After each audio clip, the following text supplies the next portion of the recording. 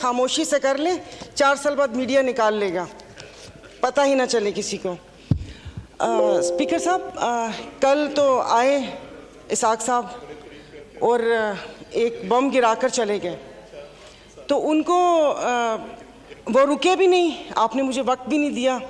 उनको तो मुबारकबाद पेश करनी थी यहाँ आने पर कि 4 साल कैदो बंद की सऊबतें उठाईं और उसके बाद वो आए और यहाँ पर हमें भले बम ही गिराया मगर अपना चेहरा दिखा दिया।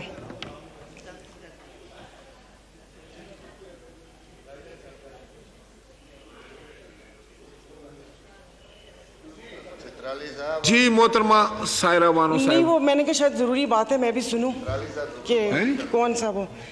तो जनाबे स्पीकर, इधर जिससे भी पूछा उन्होंने कहा कि भाई ये जो IMF से मुआहदा हुआ है ये मुल्क के लिए बहुत ज़रूरी है और ये है वो है, तो मैंने भी कोई तनकीद नहीं करनी थी। अब जाहिर है पाकिस्तान को डिफ़ॉल्ट होता तो नहीं देख सकते, हालांकि गो कि इसमें मेरा कोई हिस्सा नहीं है, तो लेकिन मैंने सिर्फ वज़ीर ख़जाना साहब को एक रिक्वेस्ट करनी थी कि 15 और 25 वाले को तो छोड़ें, मुझे एक 50,000 वाले का बजट बनाकर दिखा दें।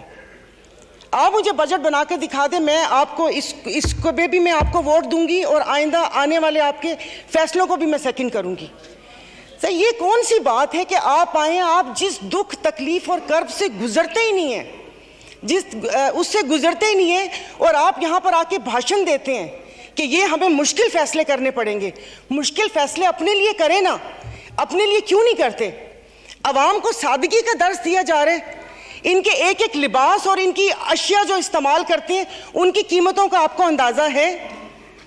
डेली एक फोटो शूट आता था, 15 लाख रुपए का कोट, 10 लाख का जूता, 15 लाख का स्कार्फ। ये एक पाकिस्तान जो डिफॉल्ट हो रहा है, वेंटिलेटर पर है, उसकी आवाम को ये मजाक, एक तस्वीर ट्विटर पे डेली शेयर होती थी।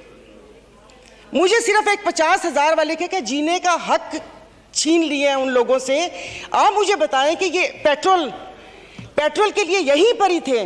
एक और आपसे रिक्वेस्ट है कि कोई ऐसा रूल है कि जो हुकूमत है वो यहीं बैठी रहे और अपोजिशन के वो बेंच हो जाए, क्योंकि मेरे ख्याल में इन बेंचेस में, इन चेयर्स में कोई प्रॉब्लम है कि यहाँ पर बैठने वाला बोलता है और वहाँ पर जाकर सुम्मुन बुकमुन उम्यून बन जाते हैं ये लोग, इनकी जुबान नहीं चलती। और यही जब मैं वहाँ पर बैठ के हुकूमत पर तनकीद करती थी तो यहाँ पर सब बैठे डेस्क बजाते थे। आज जब मैं यहाँ पर खड़ी होकर हुकूमत पर तनकीद करती हूँ तो उन सबको प्रॉब्लम होता है। तो जनाब स्पीकर, इन्होंने तो यहाँ तकरीर कर दी, इस तकरीर के बाद अगर इतनी हिम्मत है, कल मैं एक ग्रोसरी शॉप तक गई थी, वो भी कोई F6 नहीं गई थी, यहाँ कोई चाइना मार्केट के पीछे कोई दुकान है, वहाँ पर जाकर आप लोगों की तकलीफ, उनकी आंखों से उनका अंदाज़ा लगा लें। मुझे यहाँ पर कल ये करंट डेफिसिट और खुदा जाने क्या क्या बता रहे थे, मैं या आप अपने हलके में जाकर किसी गरीब आवाम को क्या इनको करंट डेफिसिट बताएंगे कि हमारी अय्याशियों से तुम लोग इस हाल तक पहुंचे हो, अब तुम ही लोगों को बर्दाश्त करना पड़ेगा, ये कुर्बानी तुम लोगों को देनी पड़ेगी। लेकिन फिर मैंने सोचा कि कुर्बानी तो हलाल जानवर की जायज़ है, तस्मीन हम हलाल हैं, जिनकी कुर्बानी नहीं है उनकी कुर्बानी जायज़ नहीं है। अब आप देख लेंगे कि यहाँ पर उठते ही जो बोला था, मैं आज इस फोरम पे अपनी पार्टी की तरफ से, मुस्लिम लीग फंक्शनल और सदर पीर पगारा और सदरुद्दीन शाह की तरफ से, मैं आप बिलावल साहब को मैं दावत देती हूँ कि आप सिंध से महंगाई मार्च शुरू करें, हम आपके साथ हैं।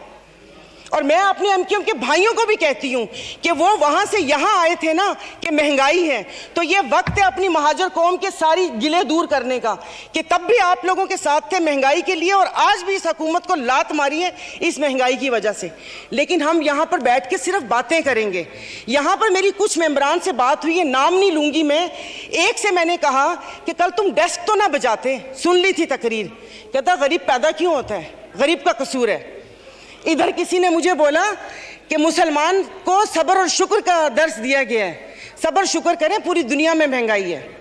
मैं टिम हॉटन्स और क्या कहते हैं PSL का मैच देखने वाले और कराची 2 दरिया में खाने वालों की बात नहीं कर रही, मैं उसकी बात कर रही हूँ जिसके 5-5 बच्चे और एक बाइक है, वो पेट्रोल भरवाएगा, दवाई लेगा या क्या करेगा।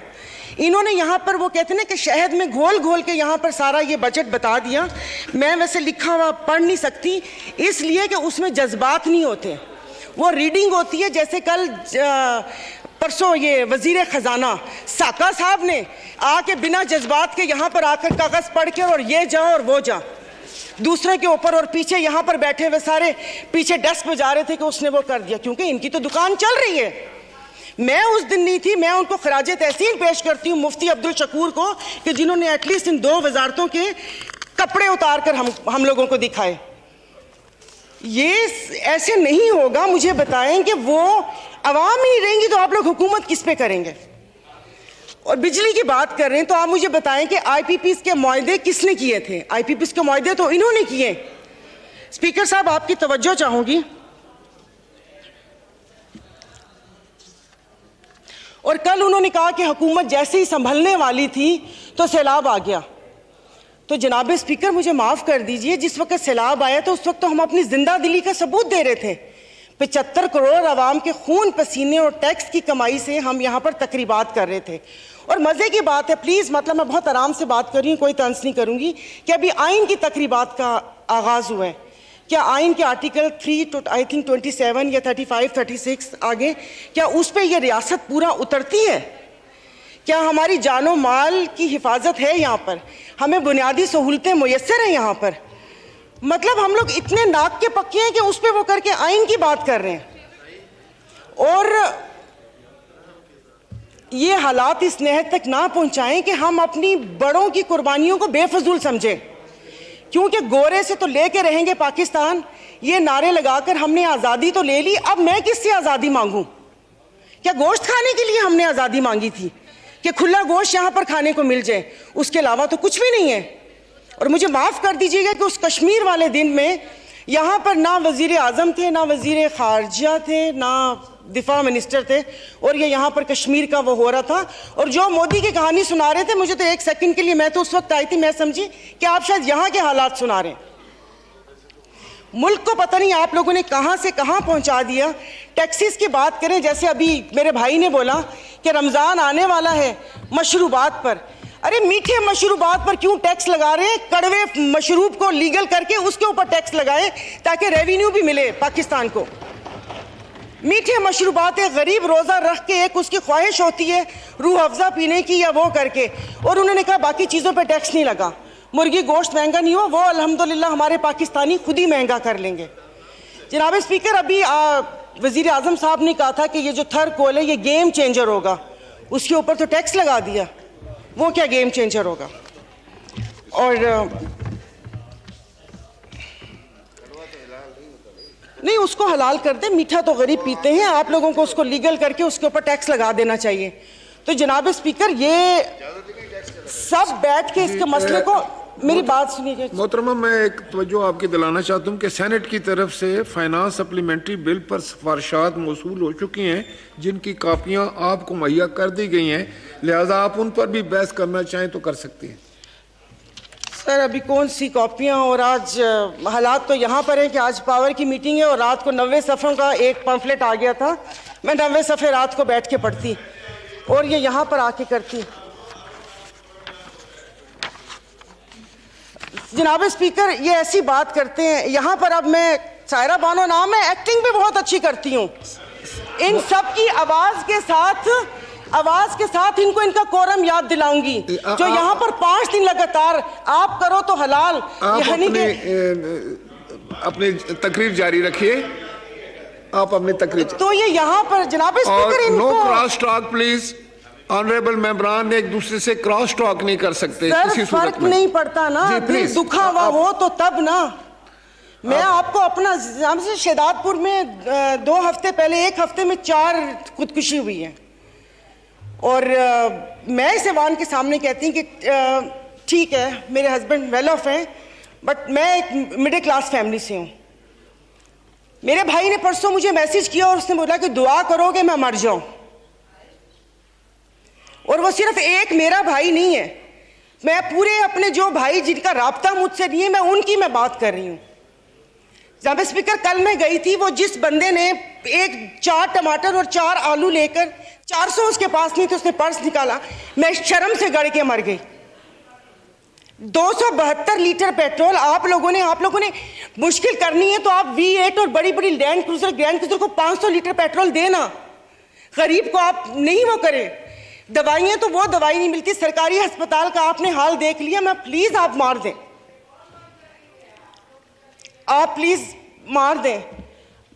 ये मेरी बहन पीछे बैठी हो तो पीछे ही बैठी रहो, अगली दफा की टिकट नहीं मिलेगी अगर ज्यादा चोट की तो। ऑनरेबल स्पीकर, मतलब इनके दिमाग मिली नहीं उन लोगों से, इनके भूसा भरा हुआ दिमाग में। ऑनरेबल मेंबर, आप मुझे एड्रेस करें।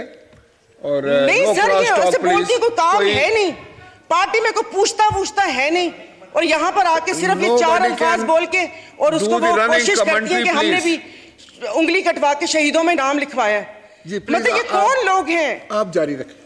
तो आप मुझे बताइए, अशराफिया तो चली जाएगी यहाँ से, तो हम बदमाशियों को मार देना कि इस मुश्किल हालात में भी जीने की ख्वाहिश रखते हैं, ये बदमाशी नहीं है तो और क्या है?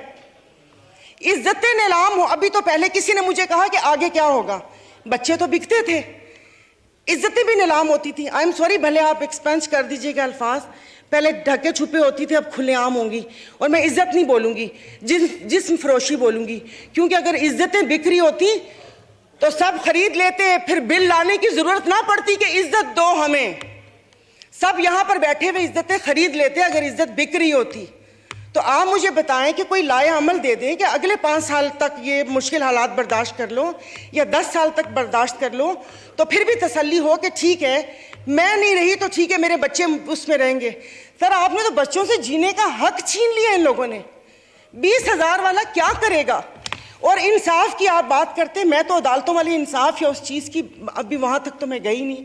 आप ये चीज़ों को देख लें, यानी कि मेरी अगर आमदन 10 लाख रुपए महीना आता है, मैं भी वही मुर्गी खरीद रही हूँ 800 रुपये किलो, और मेरा ड्राइवर बच्चल जिसकी 30,000 रुपये तनख्वाह है वो भी 800 खरीद रहा है। वो दूध 200 रुपये किलो मैं भी ले रही हूँ, 200 किलो वो भी ले रहे हैं। मैं घर में अब ग्रोसरी नहीं लाती इसलिए कि मुझे शर्म आती है कि वो ड्राइवर बावर्ची उठाएगा तो उसके दिल में क्या होगा कि ये थैले भरे आ रहे हैं और उसके घर में खाने को है या नहीं है। 2-2 किलो की चीज़ मंगवा लेती हूँ कि जाओ बेटा सामने से लेकर आ जाओ। तो आप मुझे बताएं, मतलब थोड़ा सा जीने का हक दे दे, खुदा पाक को जाके जवाब देना। यहाँ पर आप आयतें पढ़ाते हैं, आयतें पर्दा कर चुकी हैं, आयतें पर्दा कर चुकी हैं। अभी ये कहते हैं वो तकरी ना, ये इनको शर्म नहीं आती, रात के अंधेरे में पेट्रोल का पंप गिराते हैं, तो वो भी जरूर रात के अंधेरे में पेट्रोल का पंप गिराते हैं। मुझे तो समझ नहीं आ रही थी, चश्मा नहीं था, मैंने कहा ये क्या हो गया, शायद मैं रात को रोई हूँ, अल्लाह पाक ने मेरी दुआ सुन ली। पता चला वो पिछले थे मैसेजेस ना, जब वो यहाँ पर बैठा करते थे। अब सब कुछ जायज़ है, सब कुछ हलाल है। यहाँ पर बहुत तुर्की हमारे भाई हैं, और शुक्र अल्हम्दुलिल्लाह शाम का नाम भी लिया, क्योंकि पहले 1 हफ्ता तो उस बेचारे का नाम ही नहीं था। फिर जब इंटरनेशनल मीडिया ने डालना शुरू किया तो हमने भी शाम बोलना शुरू कर दिया। हमारे भाई हैं, हमारे मुश्किल वक्त में खड़े होते हैं, दिलो जान से मदद करनी चाहिए। वहाँ पर जाने के लिए उतावले थे, कभी कहाँ तबाही आई हुई उस दिन कोई पहुँचता है, उस दिन कोई पहुँचता जाए तो तब कि आप अपनी वेल्थ में से, जैसे ये भाई ने बोला कि हम लोगों से तो ले ली तनख्वाह, अवाम से भी वो दे दिया, अवाम के पास है जो अवाम डोनेशन देगी, वहाँ पर अल्लाह पाक उनकी मदद करेगा। और वो रियासत माँ जैसी है, उनके हुक्मरान हमारे जैसे नहीं हैं, उनके लिए वो खड़े हैं। दबी हुए अवाम के लिए हम इज़ारे यकजहती के लिए बेचैन हो रहे हैं, लेकिन यहाँ पर जो मरी हुई फाकों से अवाम है उसके लिए कोई दिल में दर्द नहीं है। तो अभी ये आइन की तकरीबात के लिए कितने पैसे वो हुए, इन्होंने अभी बोला कि हम तनख्वाह नहीं ले रहे। 1,80,000 से क्या होता है, वो तो वैसे ही एक वक्त का खाना है, खाना पीना तो। लेकिन बाकी जो चीज़ें हैं वो, ये जो गाड़ियाँ, ये फ्यूल कार्ड, इनकी ताम झाम, इन सब पे कितना पैसा खर्च होता है। देखो, खुदा का खौफ कर ले, मेरे पास कोई अल्फाज नहीं है, ये सारा कुछ मैंने लिखा था लेकिन ये बेफजूल है। मैं किसको इशारिया सुनाऊंगी कि 13 पॉइंट ये हुआ, मोडीज की रेटिंग ये है, वो ट्रांसपेरेंसी ने ये बोला वो बोला। हम में से तो किसी को भी जरूरत नहीं है, सब अल्हम्दुलिल्लाह खाते पीते घरानों से हैं, सब अल्हम्दुलिल्लाह खाते पीते घरानों से, लेकिन किसी और का तो सोच लें। तो ये यहाँ पर प्लीज़, मतलब अब तकरीबन साल होने वाला है, आप भी कहते रहे, लेकिन यहाँ पर आने की तौफीक नहीं हुई। मैं कुछ लोगों का, आप लोगों को दिलचस्पी होगी, आप यकीन नहीं करें, मुझे इस ऑडियो लीक से पीटीआई क्या कर रही है क्या नहीं कर रही है मुझे कोई दिलचस्पी नहीं है। सब जाएं भाड़ में, लोग, अवाम मर रही है, आप उसको देखिए।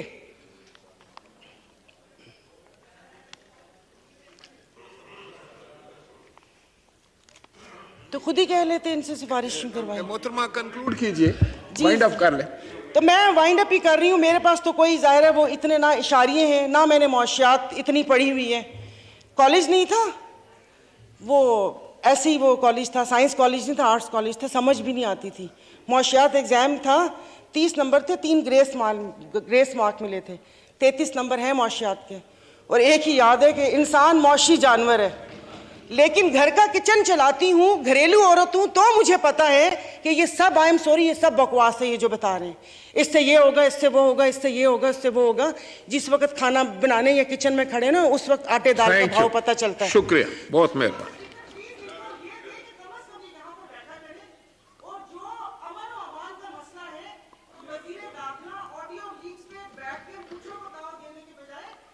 शुक्रिया, शुक्रिया। प्लीज पर्सनल अटैक न करें किसी पर भी, उससे इजतनाब फरमाएं। और जनाब डॉक्टर मोहम्मद अफजल ढांडला साहब। शुक्रिया जनाब स्पीकर। कहाँ कातिल बदलते हैं, फ़कत चेहरे बदलते हैं। कहाँ कातिल बदलते हैं,